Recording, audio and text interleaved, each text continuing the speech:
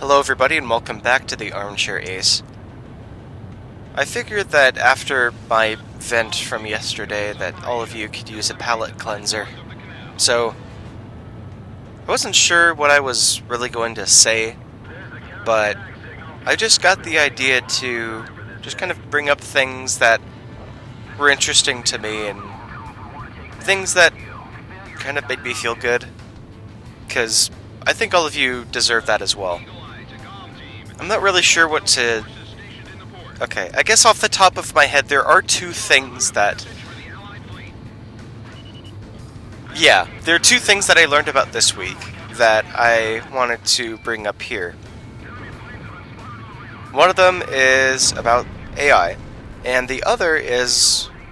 I won't say it yet, just to not spoil you to it.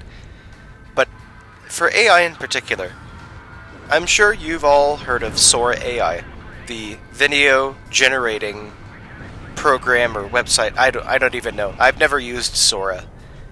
But you'll know that Sora videos were everywhere in 2025. It seemed that everybody and their mother was using Sora to generate shit. But now, it seems that the user base is down 99% compared to when it started. Honestly, that's incredible news.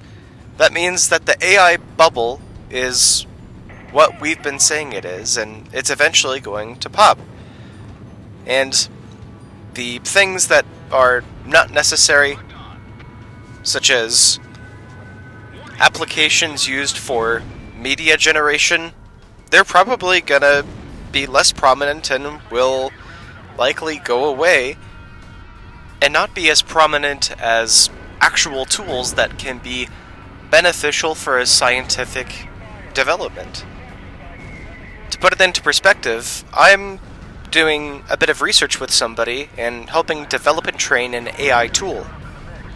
The tool in question is meant to classify different geographical features, which I think is cool. And I'm learning a lot about CNNs, which are convolution neural networks, and there's a few different things. It's interesting stuff. I won't go deep into it because, well, I haven't made too many developments with that research, but it's cool stuff. And speaking of scientific advancements, this is the other thing that I figured that I'd mention, because I'm most excited about this one. The Artemis 2 rocket is on the launch pad. The day that humans return to the moon is getting ever closer.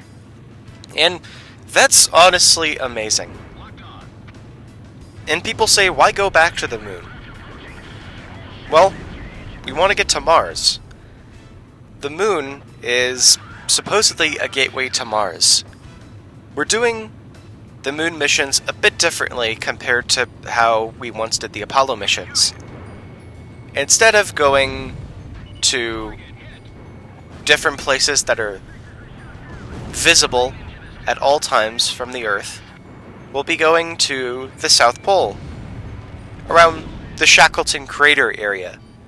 Because, in case you don't know, there's water ice in there that hasn't been exposed to the sunlight. This ice is potentially billions of years old. And what could ice be used for? Well, you could melt it for consumption. You can use it to grow plants in greenhouses. You could also separate the hydrogen and oxygen to make rocket fuel. And if you can build rockets from the moon and launch them from the moon, you don't need to use as much fuel to get to places that are harder to get to, like Mars. I think that's really cool. As someone who's played Kerbal Space Program for years, as someone who's watched the alternate history show that I was a pretty big fan of in the past, For All Mankind, it's cool stuff, and I only hope that we can continue to move forward and go to places that we've never gone before for the betterment of science.